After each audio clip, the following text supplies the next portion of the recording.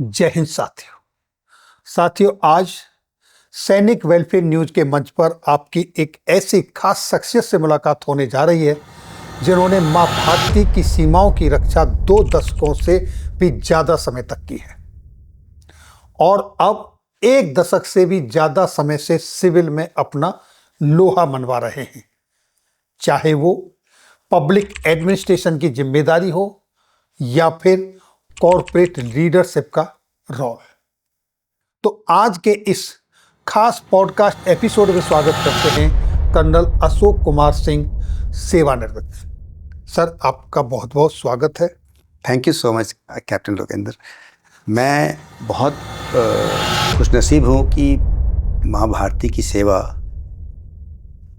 जब मैंने शुरू किया था तो पता नहीं था कि हमारी कॉमरेडशिप क्या होती है, कितने रेजिमेंट हैं, कितने कोर, कमांड, सर्विसेज, और इसका सबसे जो टेस्ट होता है वो फील्ड में होता है।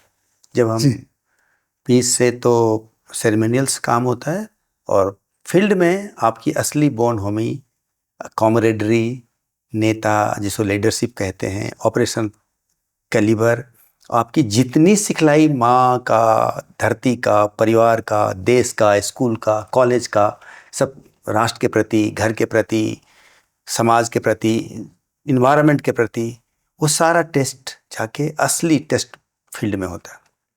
तो मैं ये बताना चाहता हूँ कि जब मैंने शुरू किया तो कुछ पता नहीं था। एक कंपटीशन होता था, IIT prelim and IIT main. Prelim का फॉर्म भर के आया, उन दिनों पोस्ट ऑफिस में डायरेक्ट फॉर्म भरे जाते थे सर। और भर के आए तो कुछ फ्रेंड्स हम लोग वॉक करके कॉलेज की तरफ जा रहे थे। कहा कि एक सेना में एडवर्टीजमेंट आया है, वो इंस्ट्रक्टर की अपॉइंटमेंट के लिए। हमने कहा ठीक है, भर देते हैं। और सारे चीज़ आप एप्लीकेशन डाउनलोड नहीं कर सकते, आप हाथ से टाइप कराइएगा और भरिएगा, इंक से भरिए या टाइप कराइए और पोस्ट ऑफिस के थ्रू भेजिए। उस समय यही था। हाँ, इंटरव्यू हुआ, पचमढ़ी में गए, सिलेक्ट हुआ और वहाँ से फिर आने नहीं दिया।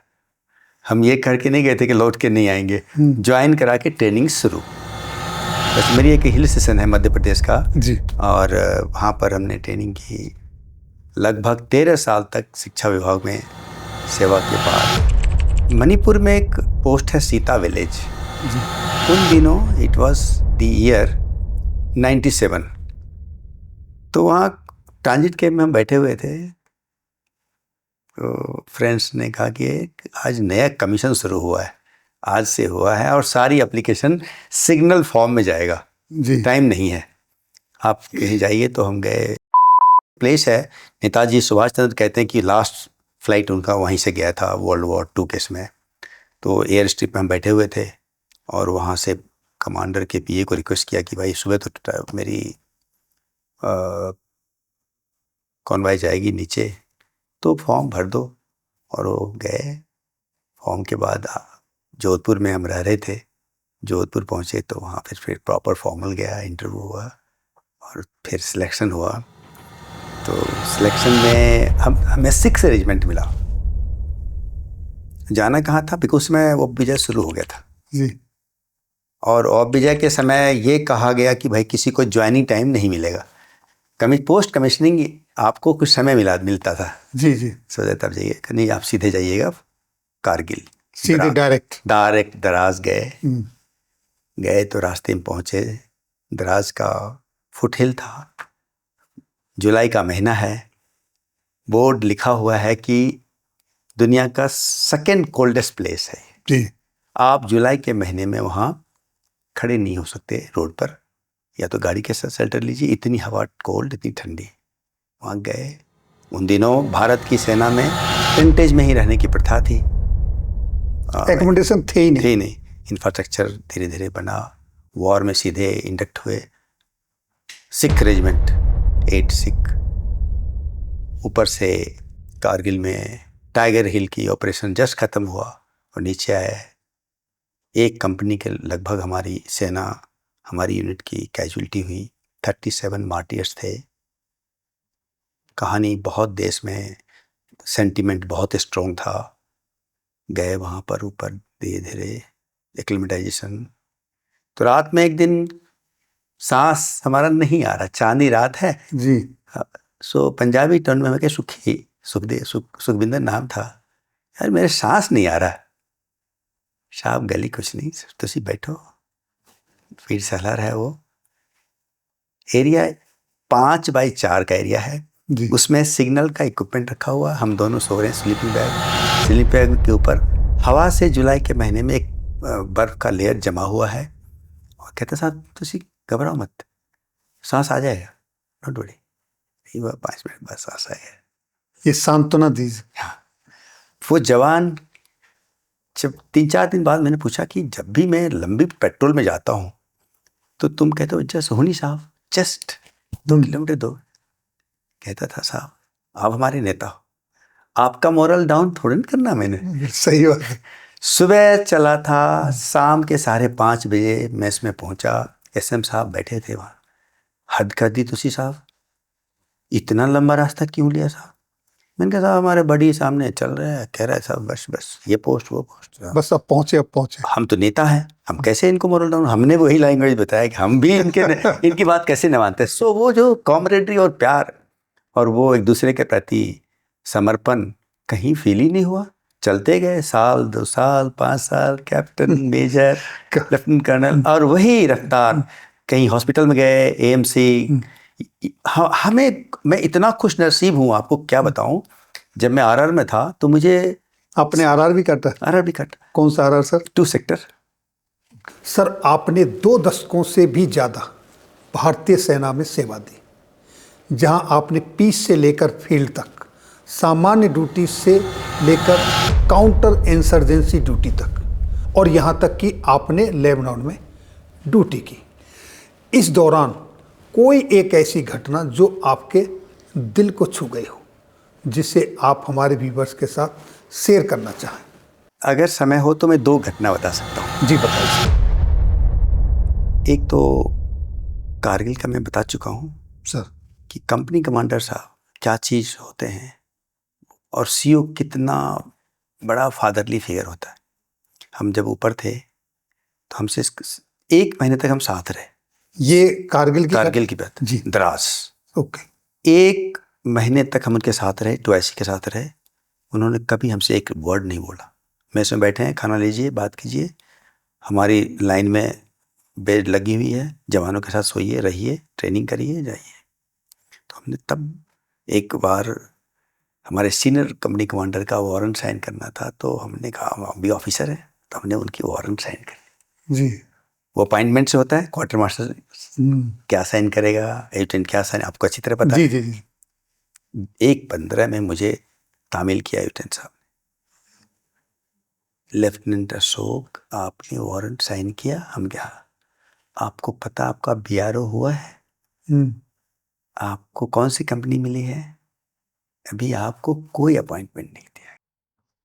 उस दिन से आज तक प्रोसीजर्स, सिस्टम किस तरह से आर्मी बनाती है, आर्म फोर्सेस में किस तरह से सबको निर्धारित करता है, आपके चार्टर और ड्यूटीज, आप उसके दायरे में कैसे रहते हैं, रिस्पेक्ट कैसे देते हैं, ये एक महत्वपूर्ण पड़ाव मुझे मिला।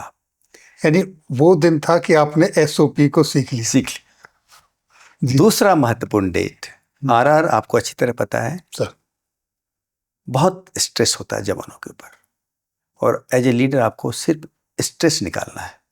आपको कमांडर की भाषा को समझना है, उनकी प्रायोरिटी स्ट्रैटेजिक समझनी है, नेशनल प्रायोरिटी में होते हैं वो, और आप नीचे छोटे ट्रूप्स को, बड़े ट्रूप्स को, बटालियन को कमांड कर रहे होते हैं। तो मैं था आरआर की से जस्ट बाद प्लेस है जी। तो मैं बैठा हुआ था। फिर अपनी मैन मैनेजमेंट की बात इसलिए बता रहा हूँ कि वही वॉर जीतते हैं जी। वॉर मशीन नहीं जीत सकता। आज भी इतने टेक्नोलॉजी एडवांस हो गया है, मॉडर्न वॉरफेयर में भी क्राइसिस ये है कि पैदल सेना लैंड करेगी कि नहीं करेगी। जी। तब तक आपका धरती नहीं है। वीर भोग्य वसुंधरा तब तक है जब का पैर फुटहिल जिसका टिकेगा। जी।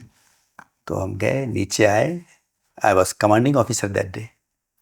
एसएम साहब आज रह जाइए, बहुत ऊपर बारिश हो रही, नीचे हो रही। तो एक पैर मेरे गाड़ी में, एक पैर जमीन पर, और मैं चाय पी रहा हूँ। साहब तुझे ऐसे क्यों कर रहे हो? मैंने कहा साहब एक बात बताओ, पूरे जवान मेरे पोस्ट में ऊपर है, यहाँ से 6 किलोमीटर है, गाड़ी स्लिपरी, रोड अच्छे नहीं है, बारिश हो जाएगी, ऊपर चढ़ नहीं पाएंगे, 3 फैक्टर है। एक तो अगर कुछ हमारे जवान को वहाँ eye ball to eye ball अपने एडवर्सरी के साथ है, वहाँ से नज़दीक रहूँगा, 100 मीटर में वॉक करके जा सकता हूँ, गाइड कर सकता हूँ, वहाँ से मुझे पूरी पोस्ट दिख रही है, यहाँ से मुझे कुछ नहीं दिखेगा। पूरी हायरार्की में मैं कुछ जरूरत पड़ी तो मैं उस जवान को क्या बोलूँगा कि मैं नीचे था, रात में रह गया था, जरूरत के समय में आपके कंधे में हाथ नहीं था। तीसरा महत्वपूर्ण, मैं आपने सर्विस की बात की, मैं 3 बार लगातार कश्मीर में पोस्टिंग की, एक बार नहीं 3 बार कंटिन्यूअस। एमएस ब्रांच कहता है नहीं भेजूंगा। आप कहेंगे क्यों? तो एक बार दराज में एक विंटर पूरा कंप्लीट नहीं हुआ था जी। तो आपको अच्छी तरह पता है हमारे रैंक्स पूरी कहानी आपकी चिट्ठा याद रखते हैं कि आपने इस प्लेस में कितने थे, फील्ड का मतलब आपने माइनस कितने डिग्री में रहे हो। तो वो जो कम पीरियड था मुझे टीस कर रहा था। वो पोस्टिंग कर दी दूसरे स्टेशन में। तो मैं गया एमएस ब्रांच को, मैंने कहा मुझे मेरी बटालियन है अभी अल्टीट्यूड में, हमको पोस्ट कर दीजिए। कहते साहब आप 6 साल से सीआई ऑपरेशन में है, नहीं है। मैंने कहा मुझे भेजिए, एक रीजन है उसका, अभी पैनल में हूँ, इसके बाद मैं जा नहीं सकता, नॉन पैनल या मैं प्रमोट हो जाऊंगा तो बटालियन से निकल जाऊंगा जी। और तब मैं अपने जवान के साथ ये कैसे बताऊं कि मैं उसमें ये जो विंटर का स्वेटिंग नहीं किया तुम्हारे साथ। और जब मैं दोबारा गया, आपको बताते इतनी खुशी हो रही है कि वो पूरा एक लाइन है 15 किलोमीटर का, 3 बटालियन था और उस पर मैं चलता रहता था, हर आदमी से मिलता था। वो सेटिस्फेक्शन, बर्फ में बार बार लोग कहें नीचे आइए, मैं कहता नहीं मेरा टेंडर ऊपर है। और एमएस ब्रांच इतने खुश हुए कि 3rd लगातार कश्मीर की पोस्टिंग सुपर हाई एल्टीट्यूड मायने रखती है सर। मुझे जो बटालियन का प्यार था, मुझे जो अपने रेजिमेंट के साथ काम करने में जो आज़ादी मिल रही थी, जो रिफ्लेक्शन मिल रहा था आप सबसे, वो मेरे लिए सबसे ताकतवर, उसकी ताकत की वजह से मुझे यूनाइटेड नेशन भेजा गया। यूनाइटेड नेशन में मुझे भेज दिया पोलैंड बटालियन के साथ कि तुम ऑपरेशंस करो, उनके साथ स्पोर्ट्स करो। यू विल नॉट बिलीव, 10 बजे दिन में एक पोलैंड की आर्मी के ऑफिसर रन कर रहे थे। मैंने पूछा कि हमारे कंट्री में तो मॉर्निंग इवनिंग होता है, व्हाई यू आर रनिंग? कहते इससे 24 hours day, it is not 12 hours day night हमारे यहाँ बोलते हैं, and outside world it is 1 day means 24 hours. You have a programme, you have a target. अगर आपने अभी आपके साथ प्रोग्राम कर रहे हैं या इस बीच में कोई और प्रोग्राम था तो मैं इसको रात में जाके करना है। सो 11 बजे वो मेडिटेरियन सी में पूरी 12 किलोमीटर रन करके लौट के आया। That day I realise, multinational लोगों के साथ कल्चरल सीखने के बाद, कि what the plan, what the action, what the target is there, what KPI होते हैं, की पॉइंट ऑफ एक्शंस आपने करना है, जिसकी वजह से वो पोस्टपोन करेंगे तो कभी इट इज ए मिथ कि कल नहीं आएगा।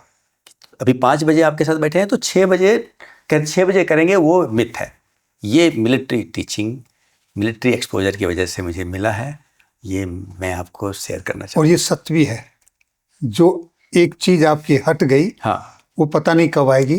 हमारे यहाँ लोकल भाषा में एक कहावत है कि उठी हुई पैंट 8वें दिन जुड़ती है। हाँ, यानी मंडे को पैंट लगी है, हाँ। आज आप मिस कर गए तो फिर अगले मंडे ही आपको मिलेगी। बिल्कुल, 8 दिन का गैप जाएगा। बिल्कुल, तो ये सत्य है sir.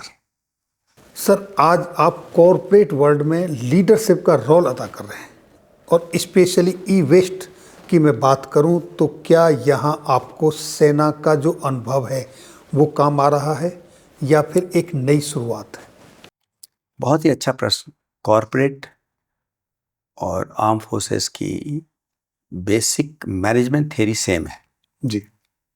Leadership, sincerity, loyalty, task, mission, vision, वहाँ भी यही होता था। अंतर ये है कि वो स्ट्रक्चर्ड ऑर्गेनाइजेशन था, हायरार्की था। यहाँ हायरार्की आपको बनाना है। एसओपी समय के साथ कॉर्पोरेट के साथ बदलता रहता है, वो एक सेट पैटर्न है। माइनर चेंजेज वहाँ भी होते हैं, लेकिन बहुत ही कम, बेसिक्स सेम होते हैं। जब मैं कॉर्पोरेट में अभी जनरल मैनेजर इकोवर्क में हूँ, तो सबसे पहले मैंने कहा कि कुछ भी होगा प्रोसीजर से होगा। And founder was so happy. पहले आपकी वेंडर आ रहे हैं, वेंडर सिलेक्शन में क्राइटेरिया होनी चाहिए जी। सेल करना है, परचेज करना है, पॉलिसी होनी चाहिए, पॉलिसी बनाओ। आपके डाउन स्ट्रीम करने हैं, अप स्ट्रीम करने हैं, पॉलिसी होनी चाहिए। आप किसके साथ कर रहे हैं, उसकी बैकग्राउंड क्या चेक होगी। देन जिन जिन स्टेक होल्डर के साथ आप बाहर रिलेशन है, पार्टनर है आपका, उनके साथ आपकी कॉन्फिडेंस कि आप क्या चीज़ हैं। अगर वो नहीं जीतते हैं तो आप जीत नहीं सकते, बिजनेस में भी नहीं जीत सकते। सिमिलर आर्म फोर्सेस में था, नेबरियन बटालियन को आप टीच नहीं कर सकते, क्योंकि दोनों में कोलैबोरेशन चाहिए। सपोर्टिंग आर्म के साथ आपने बताना है कि आपको क्या सपोर्ट चाहिए, उनको आपकी क्या सपोर्ट चाहिए। कोलैबोरेशन और कॉपरेशन सेना और कॉर्पोरेट में सेम है, बस फर्क है कि एक यहाँ एरिया बड़ा है, वहाँ पर सिस्टम में आपको 10 प्लेटफॉर्म मिलेंगे, रैंक स्ट्रक्चर है, होल्ड करेगा आपको। यहाँ आपको रास्ते एक बार बनाना पड़ेगा, बाद में आपके जो मैनेजर्स हैं उसी लाइन में चल चुके होते हैं जो आपने आर्म फोर्सेस में चलाया। एक बार सेट करना है। सेट करना। तो वहाँ जो आपने सेना में सीखा, सेना की सिखलाई पूर्ण रूप से यहाँ पर पूरी तरह से काम आती है। पूरी तरह से। सबसे क्या है, पंक्चुअलिटी। आपको 9:10 में मीटिंग करनी है। ये मैं सेना में देखा और सिविल के ब्यूरोक्रेट को भी देखा। तो कमिश्नर का मीटिंग 9 मतलब 9, और उनके ऑफिस में लोग धीरे धीरे आ रहे हैं, एक दूसरे आ रहे हैं। तो कहते थे कमिश्नर कि use your iron hand. As a director I was responsible position में था। कहते, और जब इंक्वायरी किया तो उसका घर 1 किलोमीटर नहीं था उस ऑफिस से। अगर वो पैदल भी आता तो टाइम से आता, उसको ट्रैफिक से कोई मतलब नहीं था। सो आपको पता है कि मेरा घर से डिस्टेंस क्या है, मेरी ड्यूटी क्या है, मुझे कब स्पेस लेना है। एक और मैंने किया, ऑफिसर्स कहते थे कि मेरी घर की इशूज हैं, ये है। मैं क्या करो, कब आना है, 11 बजे आना है, 12 बजे आना है, 1 बजे आना है, जरूर आओ। उसके बाद आज का टास्क आप खत्म कर जाइए, चले जाना। जो टाइम निर्धारित है वो 2 उसके बाद आके आगे एक्सटेंड करो। ये तुम कर लो, ये तुम, आज का काम हम पोस्टपोन करने से सोसाइटी में हम जवाब कैसे देंगे कि हमने टाइम लाइन नहीं किया। एक सिटीजन चार्टर होता है, गवर्नमेंट अधिकारी को अपने जिनका एप्लीकेशन आप पास आया है उसको 7 डेज के अंदर आपने जवाब देना है राइटिंग में।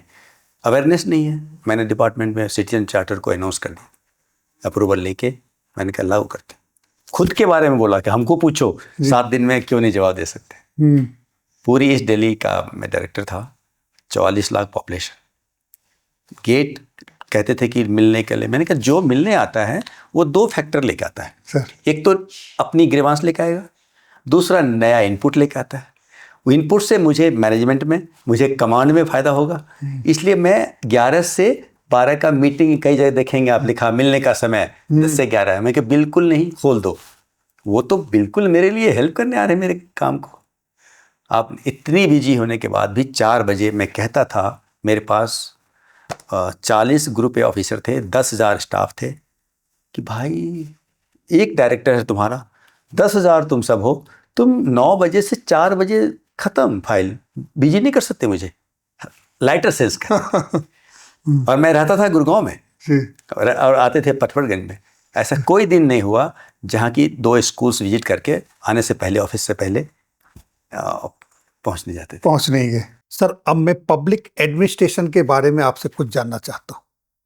आपने दिल्ली सरकार में डायरेक्टर ऑफ एजुकेशन के दायित्व को संभाला, जहाँ पर 800 से ज़्यादा स्कूल, हजारों teaching and non teaching staff, हजारों सैकड़ों का सालाना बजट। इस तरह की जिम्मेदारी आपने सेना में भी निभाई और अब सिविल में।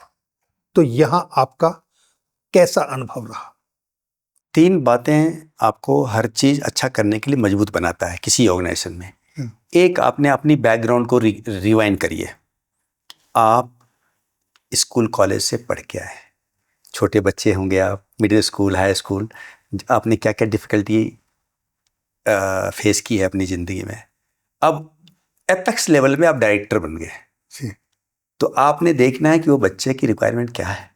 जहाँ मैं बच्चा था तो क्या फील करता था, तो एज ए डायरेक्टर एलिवेट करिए, थैंक करिए अपने माता पिता को, सीनियर्स को, गॉड को कि आपको ये अवसर मिला है। जी। हम कहते थे कि जब हम स्कूल में थे कि कुछ भी बड़ी दिक्कत होती थी, चल के जाना, कीचड़, स्कूल में लाइट नहीं था, नीचे बैठते थे बोरी बिछा के। आज इनके इंफ्रास्ट्रक्चर होने चाहिए, इनका कंप्यूटर चलना चाहिए, टीचिंग लर्निंग प्रोसेस होना चाहिए, ये हैप्पीनेस में कन्वर्ट, लर्निंग फोर्स नहीं होना चाहिए। आपके टीचर्स का मोटिवेशन जब तक अपग्रेड नहीं हुआ तो नहीं होगा। टीचर्स का ट्रेनिंग के लिए आप उसको टाइम तो दीजिए, आप उनके और भी एडमिनिस्ट्रेटिव इशू है उसका एड्रेस करिए। सबसे बड़ी बात, जब मैं जाता था पूछता था कि भाई ये जो जॉब आपने टीचिंग किया है ये आपका चॉइस का था या ऐसे हो गया, तो जवाब थोड़ा सा डिफरेंट मिलता था। तो मैं उनको उदाहरण के साथ बताता था कि टीचिंग ऐसी नोबल प्रोफेशन है, आपने डायरेक्टर को आपने बनाया, कमिश्नर बैठे हैं उनको आपने बनाया, उधर प्राइम मिनिस्टर बैठे हैं उनको पढ़ा के आपने भेजा है। आप बताइए ऐसा कौन सा प्रोफेशन है जिसमें बच्चे को 4 साल के लिए हैंडओवर कर दिया जाता है, या कौन से परिवार के रिश्ते हैं हर 10 मिनट के बाद मैंने देखा पूछते हुए परिवार में बच्चे को छोड़ के आते किसी घर, तो कैसा है। आपके पास दिया एक मोल्ड करने के लिए, और 4 साल बाद एक सोसाइटी में आप उस बंदे को तैयार करके देते हैं। जरा सोचिए, पढ़ाएंगे तो क्या होगा, नहीं पढ़ाएंगे तो क्या होगा। नहीं पढ़ाएंगे तो शाम को आपकी गाड़ी का टायर अगर खुल जाता है, ऐसे वो समझाते थे, तो आप कहेंगे कि हमारे समाज में एजुकेशन के लेवल अच्छे नहीं, और ये अच्छा व्यवहार करता है। कल ये किसी जगह मिलता है, दौड़ के आता है, गले मिलता है, पैर छूता है, देखिए मैं आज इस कॉर्पोरेट का जीएम हूँ, आज इस कॉर्पोरेट का डायरेक्टर हूँ, आज इस ऑफिस का मैं हेड हूँ, जरा आइए, तो आपको कितनी खुशी होगी, आपको कैसा फील होगा। तो आप सबसे बड़े, आप चेंज मेकर हो। मैं टीचर को बोलता था आप चेंज करते हो। इस तरह से मोटिवेट करते थे लोग। एक स्वर में संडे को आते थे हमारी मीटिंग में 10,000 टीचर, एक हॉल था प्राइवेट स्कूल, माइक लिया और एड्रेस किया कि बाकी दिन तो मिलता नहीं टाइम मुझे, संडे को 10,000 दिल्ली के टीचर्स एंड फैमिलीज सुनने को अगर आते हैं इतनी डिफिकल्टी में। उस दिन पता चला कि आप रेस्पेक्ट करिए, सबऑर्डिनेट को उस लेवल में समझाइए। एक बार सिक्योरिटी का मामला था, स्कूल्स में कैमरा नहीं होते थे उन दिनों, 18 की बात है, और बच्चे एक बच्चा मेरठ चला गया, भाग गया या ले गए कोई उठा के, स्कूल से निकलते हैं मिस हो गया। रात भर हम ऑपरेशन करते रहे, नेक्स्ट डे आया तो दिल्ली में बड़ी मीटिंग हुई, मिनिस्टर्स के पास हम लोग गए, क्या कर सकते हैं, क्या दिक्कत है। हमने कहा प्राइवेट स्कूल और दूसरे स्कूल में ये अंतर है कि वहाँ से हैंड ओवर करने का तरीका बिल्कुल करेक्ट है। 2-3 आई कार्ड होते हैं, वेरीफाई करता है, बस में आता है तो, स्कूल से आता है तो, अब पेरेंट को होता है तो पहले इसको ठीक करो। दूसरा, स्कूल फुल प्रूफ हो, सीसीटीवी कैमराज एंड ऑल। तो हम एक प्रोजेक्ट फ्लॉट किया सेक्रेटरी एजुकेशन को। तो मेरे एरिया का शेयर होता था, बजट होता है सरकार में 35 करोड़, और सेक्रेटरी साहब कहते हैं कि तुम्हारा बहुत चैलेंजिंग एरिया है अशोक, तुम जरा बताओ और क्या क्या कर सकते हो। मैंने पूरी विस्तार से बताया कि ईस्ट दिल्ली थोड़ी सी अभी उसको और इंफ्रास्ट्रक्चरली मजबूत करने की जरूरत है सर, मुझे चाहिए 100 crore. You will not believe, मुझे 94 करोड़ सैंक्शन किया गया। और वो दिल्ली में उस साल मीडिया भरा हुआ, पूरी साल मेरे रील करते रहे कि ये टेक्नोलॉजी ड्रिवन ऑफिसर है। मैं इन्फेंट्री का हूं, मैं आपको बता सकता हूं। मेरे में क्या हुआ, मुझे देख के मेरी टीम से इंस्पिरेशन रहता था कि अब अच्छा अगला क्या होगा। इस तरह से चेंज किया, और आज भी मैं अभी बात कर रहा हूं, लोग मैं कनेक्टेड हूं टीचर से, उनके प्रमोशन से रिलेटेड कुछ होता है, मैं कनेक्ट हो दूँ, मुझे मैसेज मिलता है। तो ये सेटिस्फेक्शन है आर्म फोर्सेस का लर्निंग रिफ्लेक्शन यहाँ लागू करना कि ड्यूटी फर्स्ट जी, एवरी सेकेंड। अगर ये कर लेते हैं तो आपको दुनिया उठा के आपको रखेंगे, चांद, वो आंखों के तारा जिसको कहते हैं, आपको कभी कहीं किसी ऑर्गेनाइजेशन में डिफरेंस आएगा नहीं, क्योंकि सोसाइटी, हम एक ही गांव सोसाइटी से आते हैं, चाहे आर्म फोर्सेस में जाएं, चाहे सिविल में जाएं, चाहे कॉर्पोरेट जाएं, तो अधिकतर लोग परफॉर्म करना चाहते हैं, उनको चाहिए डायरेक्शन, उनको चाहिए क्लैरिटी जी। बहुत कम परसेंटेज होते हैं जो फैंस सीटर होते हैं, 1-2% होते हैं जिनको आपको कन्विंसिंग करना है, आपको काउंसलिंग करना है, मोटिवेट करना है। सर, आपको मैराथन का भी शौक है, ये आपको कब लगा और कैसे लगा? वैसे तो एक फौजी फिजिकली, मेंटली और प्रोफेशनली साउंड ही रहता है, तो ये जो आपकी धरोहर है, ये आज सिविल में किस तरह आपके काम आ रही है? मैराथन एक जुनून भी है, एक डिसिप्लिन, जैसे आपने कहा। जब मैं रनिंग में जाता हूँ तो अलग अलग पेस के लोग दौड़ रहे होते हैं। अभी एयरटेल मैराथन, जिसको अब वेदांता उसका नाम दिया है, जी। करीब 40 से 50 हज़ार लोग रन करते हैं एक दिल्ली के रन में। वहाँ पर आपने देखा कि फास्ट है, स्लो है। पहला, आप खुद से कंपटीशन कर रहे हैं। दूसरा, आप प्रिपेयर करते हैं। तीसरा, आप बगल वाले का ध्यान रखते हैं।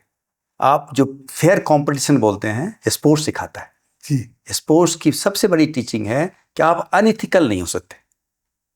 आप कंपटीशन में हैं, रहिए, आप ग्रोथ करना है, करिए, आप इथिक्स के बाहर भी आ सकते हैं।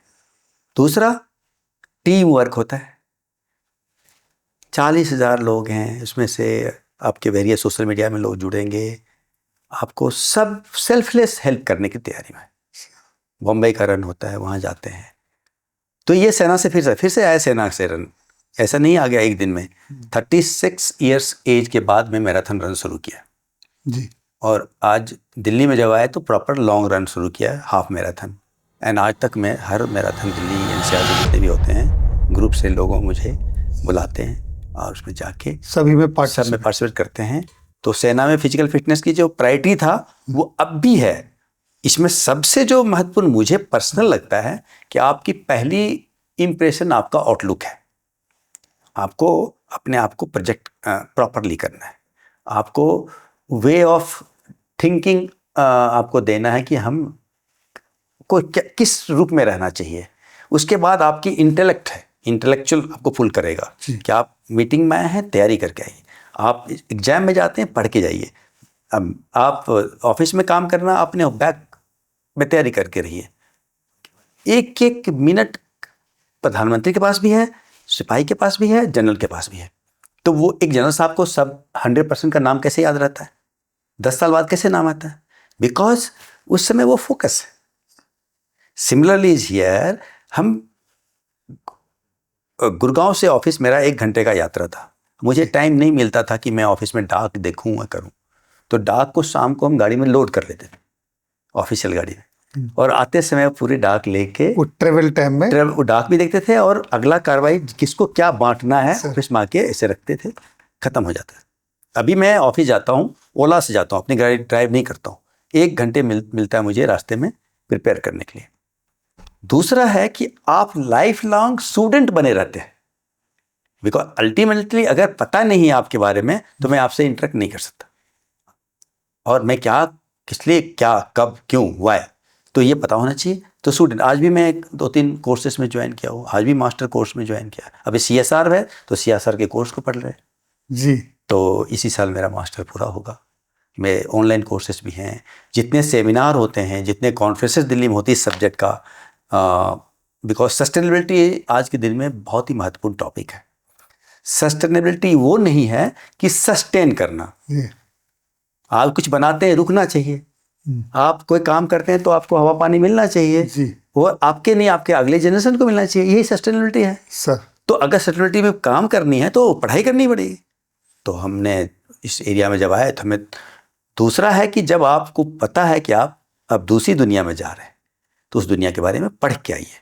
2 साल 3 साल पहले से सेना में एक जुनून होना चाहिए, एक तैयारी होनी चाहिए कि अब तुम भाई सिविल लाइफ में जा रहे हो, क्या विभाग चुनना है, उस विभाग की पूरी आज़ादी होनी चाहिए उस जवान को, उस ऑफिसर को, कोर्सेज करने की, पढ़ाई करने की, वहाँ जाने की, जाओ विजिट करो। आपको अगर अपना बिजनेस खोलना है तो उसकी ट्रेनिंग कराना चाहिए, टेक्निकल करना तो अपनी ट्रेनिंग कराना चाहिए, लीडरशिप में जाना तो लीडरशिप स्कूल कॉलेजेस में जाके उसको ट्रेनिंग होनी चाहिए। बहुत पहले से तैयारी शुरू हो जाना चाहिए ताकि आप ट्रांसफॉर्म होके जाए। जी, ट्रांजिशन जिसको बोलते हैं, चोले रंग जब बदलता है आपको तैयारी करके जाना चाहिए। उससे पहले पूरा होमवर्क कर लेना चाहिए। सर, आप सेना में नौकरी करके आए, आप सिविल में आपने डंका गाड़ रखा है, इसमें कोई संदेह नहीं है। आप अपने जवानों को, जवान में ऑफिसर, जेसीओ सभी आते हैं सर, अदर देन सिक्योरिटी, वो क्या करें, कहाँ जॉब ढूंढें, कैसे अपने आप को सेटल करें, क्या इसके लिए प्लानिंग करें? हमारे सेना में जैसा हम सबको पता है कि अलग विभाग है जी, कम्युनिकेशन है, रिपेयर है, लॉजिस्टिक है, सिक्योरिटी है, एडमिनिस्ट्रेशन है, हायर लेवल में स्ट्रेटजी है जी, तो जो जिस रैंक से जिस विभाग में काम कर रहा होता है उसकी कंटिन्यूस लर्निंग कराते हैं, ट्रेनिंग कराते हैं, लर्निंग कराते हैं। और सबसे बड़ी बात है हमारे यहाँ हैंड्स ऑन एक्सपीरियंस है। हमारे यहाँ थ्योरी और साथ साथ में काम, प्रैक्टिकल। अगर आपको कंपनी कमांड करना है तो कंपनी आपको देगा लड़ाई में, आपको प्लेटून में जाना है तो देगा, आपको रिपेयर शॉप में है तो आपकी रिपेयर एक्सपीरियंस दी गई। अब वही चीज़ सिविल में आ गया तो आप अंतर क्या होता है दोनों में, सेना और बाहर में और सेना में थोड़ी सी पेस का डिफरेंस हो जाता है। हमारे प्रोसीजर्स स्ट्रॉन्ग हैं, हमारे ट्रेनिंग स्ट्रॉन्ग है, वो टाइम टू टाइम बाहर के हिसाब से अपग्रेड करना पड़ेगा जी, और वो कर रहे हैं। तो जब आपको पता, जैसे मैंने थोड़ी देर पहले आपको कहा था कि जब आपको पता था कि आप बाहर आ रहे हैं और आपने चुन लिया दिशा कि मैं अपना व्यापार खोलूंगा, तो पढ़ लीजिए, पहले से तैयारी कर लीजिए। तो इस तरह से आपके पास, जैसे मैं ई वेस्ट में हूँ, इसमें जब आया तो देखा ये तो एक ग्रीन जॉब बोलते हैं सर। 3 वैकेंसी मैंने अनाउंस किया, AWPO, DGR, सब जगह गया कि मुझे 4 अपॉइंटमेंट चाहिए और छोटी सी अपॉइंटमेंट, एक फैसिलिटी मैनेजमेंट कुछ नहीं है, जो आप कंपनी मैनेज करते हैं, जो बटालियन मैनेज करते हैं, वही फैसिलिटी मैनेजमेंट है। वहाँ आपके पास क्या है, आपका सपोर्ट स्टाफ है, आपके पास वेरियस रैंक्स है, यहाँ भी है, बट यहाँ क्या है, स्पेशलाइज लोग हैं। वहाँ आपके रिप्लेसमेंट बड़ी सिस्टम में है, 2 की जगह 4 है, मैन पावर है, और आपका सब बना हुआ कि अगर कंपनी कमांडर चला गया तो 2IC टेक ओवर करता है। यहाँ 2IC भी वही है, कंपनी कमांडर भी, generally this is what it is. So in that sense at जवान लेवल आप फैसिलिटी मैनेजर बन सकते हैं ई वेस्ट में, आप ऑपरेशन हेड कर सकते हैं। ऑपरेशन कुछ नहीं है, और डिसमेंटलिंग हो रहा है, मटेरियल निकल रहा है, मटेरियल को रखना है, उसकी स्टैकिंग होगी, उसका वेयर हाउस होगा, उसकी काउंटिंग होगी, लेजर एंट्री होगा और उसका डिस्पोजल होगा, यही वहाँ पे करते थे। वहाँ करने के लिए आपको ऑर्डिनेंस ग्रुप आ जाते थे, ASC आपको सप्लाई देने आ जाते थे। यहाँ भी है, आपके स्टेक होल्डर है, उसका डाटाबेस होना चाहिए आपको, आपका उसका डिस्टेंस क्या है, उसके लॉजिस्टिक्स कॉम्पिटेंसी क्या है, थोड़ी इसकी पता होना चाहिए। तो देन आपको कंप्लायंसेस, कानून, अब मैं इन्वायरमेंट में हूँ तो इन्वायरमेंट कंप्लीट करना है मुझे। हम वाटर सही यूज कर रहे हैं कि नहीं कर रहे हैं सर, हम कार्बन फुटप्रिंट सही दे रहे हैं कि नहीं दे रहे हैं जी, हम पॉल्यूशन कंट्रोल बोर्ड का नियम कायदे मानते हैं कि नहीं मानते, हम GST दे रहे हैं कि नहीं दे रहे हैं, फॉर्मल है हम सरकार के। डोनर जो कोई हमको कंपनी CSR फंड देता है उसकी अकाउंटिंग ठीक करके देना है अपने, उन्होंने टर्म्स दिया, आपको बजट दिया, आपने उसको ऑडिट कराना है प्रॉपर, तो ये जॉब आपको मिल सकता है। उसके बाद भारत में अभी भी बहुत कुछ करना बाकी है, लास्ट लाइन बहुत बच्चे हैं, तो उनको अवेयर करना है, स्किलिंग है, स्किलिंग मैनेजर बन सकते हैं आप। अच्छी तरह से आपने ट्रेनिंग कराया है फौज में, आप जरा सा ट्रेनिंग, जरी सी छोटे कोर्स, 3 महीने 6 महीने साल भर का कोर्सेस है, अलग अलग आप करिए और ज्वाइन करिए।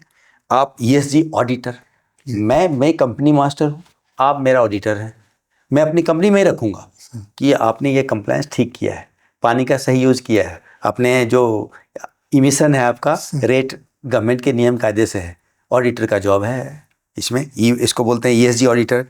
देन आपके स्टोर है, IT एसेट, ई वेस्ट पहले वेस्ट बोलते थे, अब हम इसको बोलते हैं ट्रेजर। कहिएगा क्यों?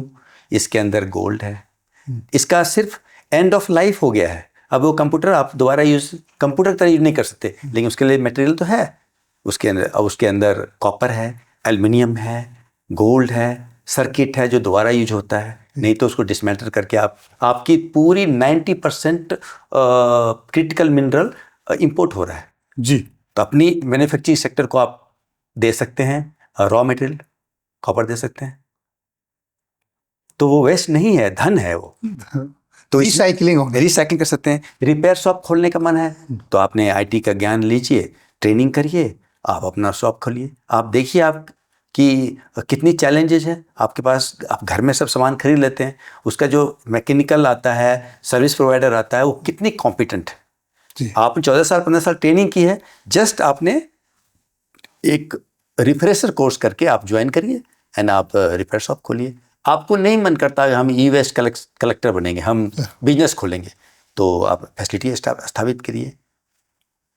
आप ऑफिसर लेवल में आप ऑपरेशन हेड बनिए, आप चीफ सस्टेनेबिलिटी ऑफिसर बनिए। हर कंपनी को आजकल मैंडेटेड है कि अपने 2% प्रॉफिट, जिसका टर्नओवर 5 करोड़ से ज़्यादा है, वो 2% आपको अपने प्रॉफिट का सोशल सेक्टर में CSR के दान करना है। तो सभी रखा हुआ है कि CSO साहब प्रॉपर देखें कि हम वो अपनी पॉलिसी बनाते हैं कि हम एजुकेशन में करें या हेल्थ में करना है, फोकस बनाते हैं, इन्वायरमेंट में खर्च करें। तो आप CSO बन सकते हैं, सेना रिटायर होने के बाद आप CEO बन सकते हैं, आप परचेज ऑफिसर बन सकते हैं। डाउन स्ट्रीम है कि आपके स्टोर में जो भी आया है उसको वेंडर को देना है या मैन्युफैक्चरिंग को देना है या कंपनी को देना है, तो वो आप उसका हेड बन सकते हैं।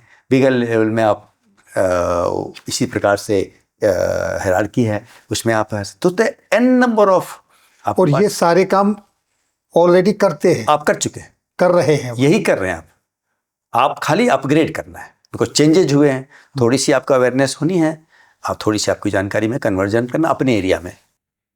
और देन आपको सप्लाई चेन का ध्यान रखना है कि लॉजिस्टिक कैसे काम कर रहा है देश में, मल्टी मॉडल ट्रांसपोर्ट क्या है, सी लेवल से जाना है या आपके फ्रेट कॉरिडोर से जाना है, इकोनॉमिकल। थोड़ी सी आपको फाइनेंस के भी ज्ञान होनी चाहिए कि अगर आपके पोर्ट बंद हो गए हैं, इंपोर्ट नहीं है तो प्राइसेस हाई होगा। तो बेसिक्स थोड़ी सी आपने तैयारी करनी है। सेना के लोग जल्दी से अडेप्ट हो जाते हैं ये जानकारी करके। एन नंबर ऑफ जॉब जो मैंने आपको बताया, ये जॉब मिल सकता है, बहुत सारी अपॉर्चुनिटी, बहुत सारे। इसको ग्रीन, एक ही जॉब सबको कंप्लीट कर दें तो ग्रीन जॉब्स। सही कहा सर आपने। आप देखा है, हमने भी देखा है, आपने तो कमांड किया, सारा कुछ देखा है। जवान अपनी बोफोर्स को डिसमेंटल करके पहाड़ी पे ले जाके फिर असेंबल कर देते, इतने क्वालिफाइड होते हैं। लेकिन आने के बाद वो उसको इस्तेमाल कम करते हैं और सिक्योरिटी की तरफ ज़्यादा भागते हैं। उनको ज्ञान नहीं है, गाइडलाइंस नहीं दी गई हैं, या क्या कमी है ऐसा? क्योंकि जब देखो, जहां देखो, सिक्योरिटी की तरफ भागते हैं। सिक्योरिटी वर्ड भी काफ़ी टेक्निकल ब्रॉडर है। अब आप अपने सोसाइटी से बाहर निकलते हैं, आपका बूम बैरियर है, डिजिटल है, वो बंदा नहीं भी रहने से काम हो सकता है। वो एक सर्वर से ही ऑन ऑफ होता है, आपको की लगाने की जरूरत नहीं है, अपने बंद हो जाएगा। रात में हमने देखा है, मैं यूरोप में था तो उसने मोबाइल से गेट खोला और ऐप से।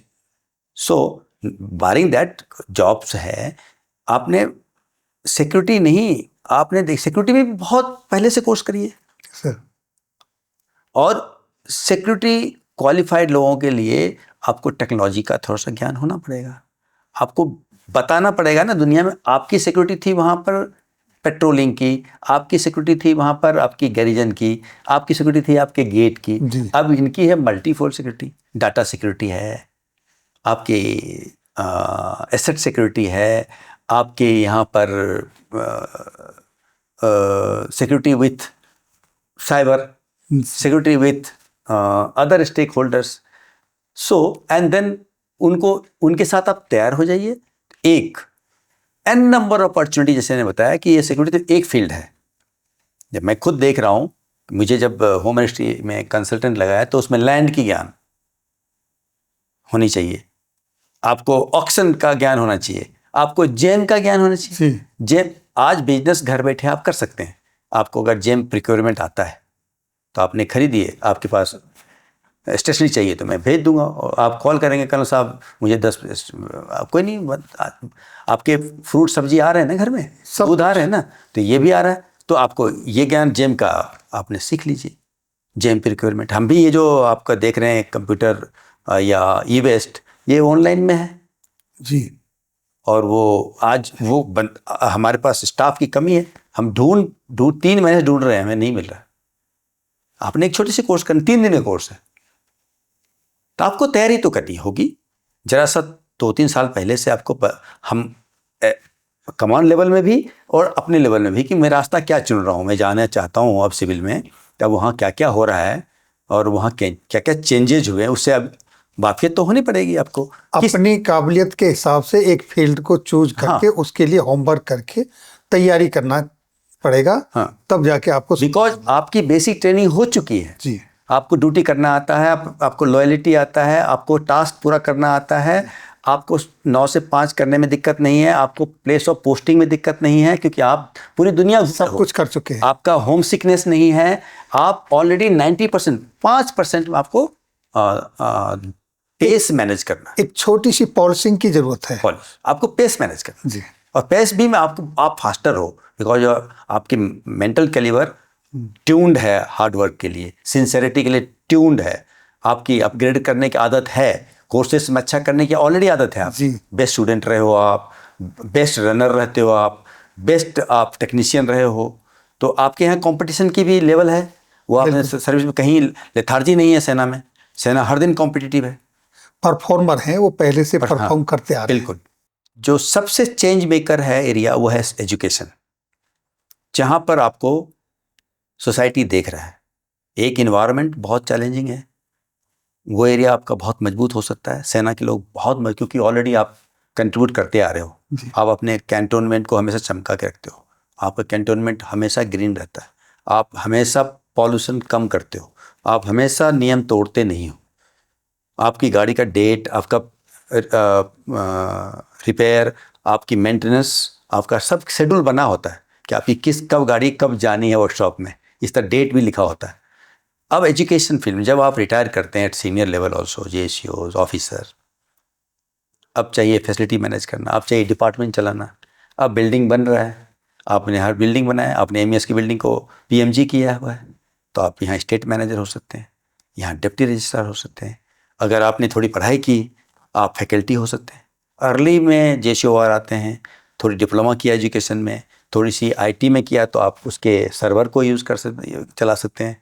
आप मार्केटिंग बहुत अच्छा है क्योंकि रिक्रूटमेंट करते हैं आप, तो आप अच्छे से मार्केटिंग कर सकते हैं कि भाई मेरा ये कोर्सेस है, आप अच्छे से बच्चों को, क्वालिटी स्टूडेंट को इनटेक कर सकते हैं, क्वालिटी फैकल्टी हायर कर सकते हैं, तो अपने लेवल के मुताबिक आपको ये चांस भी है। कोऑर्डिनेटर, आप बहुत बड़ा कोऑर्डिनेटर हैं, आप हर समय 10-15 स्टेक होल्डर के साथ काम किया है, अलग अलग हमेशा टीम में काम किया है, सबकी मीटिंग करके आपने देखी रिजल्ट आता है, तो यहाँ भी वही है, स्कूल कॉलेजेस की सोसाइटी है, पेरेंट है, तो आप कोऑर्डिनेटर बन सकते हैं यहाँ पर। आप उसके अलावा आप फैकल्टी मेंबर तो मैंने बता दिया। फिर सेना को एक अच्छे कैंडिडेट की ज़रूरत होती है, तो स्कूल कॉलेजेस में आजकल शुरू हो गया है कि इनको सर्विस रिलेटेड इंफॉर्मेशन एजुकेशन मिलनी चाहिए of the time. Residential school में SSB की तैयारी कराते हैं लोग जी, आप साइकोलॉजी की तैयारी कराते हैं लोग, GTO की तैयारी करते हैं, कई हर स्टेट में सैनिक स्कूल है, मिलिट्री स्कूल है, वहाँ पर जो हमारे ट्रेंड PTOs हैं, ड्रिल इंस्ट्रक्टर्स हैं, आपके सारे परेड्स होते हैं, तो आप नेशनल बिल्डिंग में, आप यूथ बिल्डिंग में कंट्रीब्यूट कर सकते हैं। इसके अलावा स्कूल कॉलेजेस में रोल मॉडलिंग कर सकते हैं एज ए गेस्ट स्पीकर। आप जाइए, बताइए, केस स्टडी बताइए, वॉर, दोगरा वॉर का कहानी बताइए कि लास्ट बंदा पोस्ट क्यों नहीं छोड़ता है हमारे यहाँ, या जो टास्क जहाँ बता देता है वहाँ पहुँच के उसका GPS कभी ख़राब नहीं होता। क्यों नहीं होता? बिकॉज वहाँ पर जीरो नहीं, एक्सेप्ट नहीं है। जी। तो यहाँ भी चाहिए वो, तो स्किल कॉलेज एजुकेशनल इंस्टीट्यूशन में। इन्वायरमेंट में आप, मैंने बता दिया, आप कंप्लायंसेस करोगे, आप नियम का फॉलो करोगे, आपके सोसाइटी का काम ठीक है, आपकी प्लांटेशन ठीक है, आपका वेस्टेज मैनेजमेंट ठीक है, तो एन नंबर ऑफ फील्ड है जहां आप सेकेंड कैरियर चुन सकते हैं एंड कंट्रीब्यूट कर सकते हैं to national building and social building. यानी अपॉर्चुनिटी की कोई कमी नहीं। तो साथियों, अभी आपने सुना कर्नल अशोक कुमार सिंह साहब को, उन्होंने कितनी बेबाकी से अपने विचार रखे।